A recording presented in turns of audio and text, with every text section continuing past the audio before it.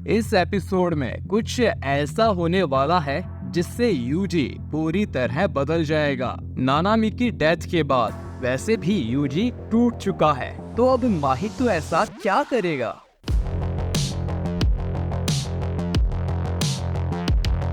जहां एक तरफ माहितो का क्लोन नोबारा से लड़ रहा था, वहीं रियल माहितो 3 आदमियों से यूजी पर अटैक करता है। उसके बाद माहितो बिजली की रफ्तार से यूजी पर अपना सेकंड अटैक करने आता है। उसने अपने हाथों को बहुत नुकीला बना लिया था, जिससे यूजी एक ही बार में मारा जाए। वहीं उसका क्लोन अपना शेप बदलकर नोबारा के कंधे पर चोट पहुंचा देता है। लड़ने का कोई फायदा नहीं है। वो मैं जानती हूँ, लेकिन फिर भी कोशिश तो करनी होगी। फिर नोबारा माहितो पर ढेर सारी कीलें मारती है, लेकिन माहितो की क्लोन के एक भी नहीं लगती। फिर नोबारा अपनी हेयर पिन टेक्निक यूज करती है, जिससे वो सभी कीलें खड़ी होकर माहितो के जा लगती है। जिसके बाद नोबारा अपनी एक कील माहितो के चेहरे में घुसा देती है और उसके शरीर का इस्तेमाल गुड़िया की तरह करती है। फिर नोबारा अपनी रेजोनेंस टेक्निक यूज करती है,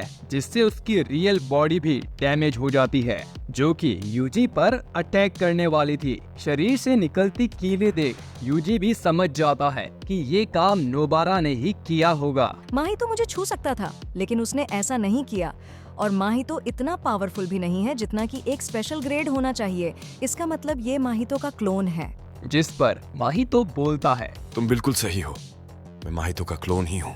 यूजी माहितो की जम के पिटाई कर देता है, जिससे माहितो की हालत खराब हो रही थी। दूसरी तरफ नोबारा भी माहितो के क्लोन को लड़ने की चुनौती देती है, लेकिन उसका क्लोन दुम दबाकर भागने लगता है, जिसे देख नोबारा भी उसका पीछा करने लगती है। यहाँ यूजी ने माहितो को बस मार ही दिया था कि वो अपने छोटे छोटे टुकड़े कर लेता है और यहाँ से भागने लगता है। यूजी पहचान नहीं पाता कि इनमें से असली माहितो कौन सा है। उसे एक टुकड़े में सबसे ज्यादा एनर्जी दिखाई दे रही थी, तो वो उस पर अटैक कर देता है, पर ये माहितो की एक चाल थी।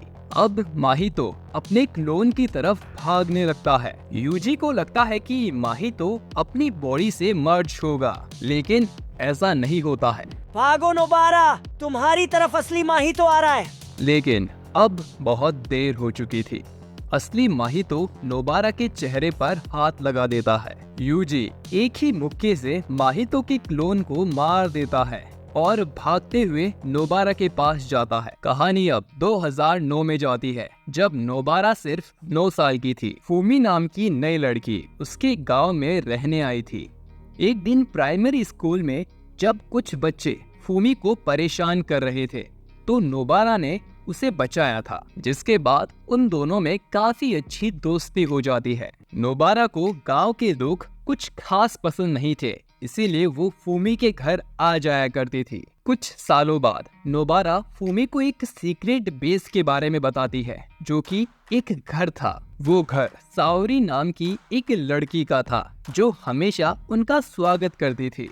लेकिन गांव वालों को साओरी बिल्कुल पसंद नहीं थी, इसीलिए गांव वाले साओरी को बहुत परेशान करते थे। गांव वालों से परेशान होकर साओरी दोबारा टोक्यो चली जाती है।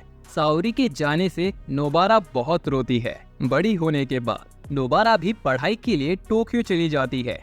वो इस गांव में फिर कभी नहीं आना चाहती थी। वो फूमी से कहती है कि अगली बार जब भी वो मिलेंगे तो तीनों साथ होंगे। कहानी वापस प्रेजेंट में आ जाती है, जहां साओरी किसी ऑफिस में काम कर रही थी। तुम्हें पता है साओरी, शिबुया में किसी तरह का अटैक हुआ है। पर साओरी उस पर ध्यान नहीं देती।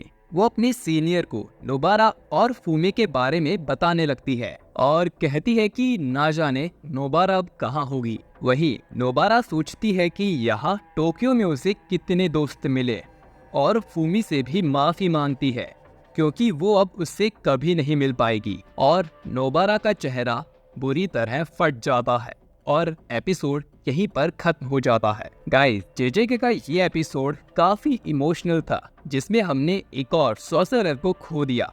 लेकिन अब देखने वाली बात ये है कि क्या यूजी अकेले माहितो को मार पाएगा।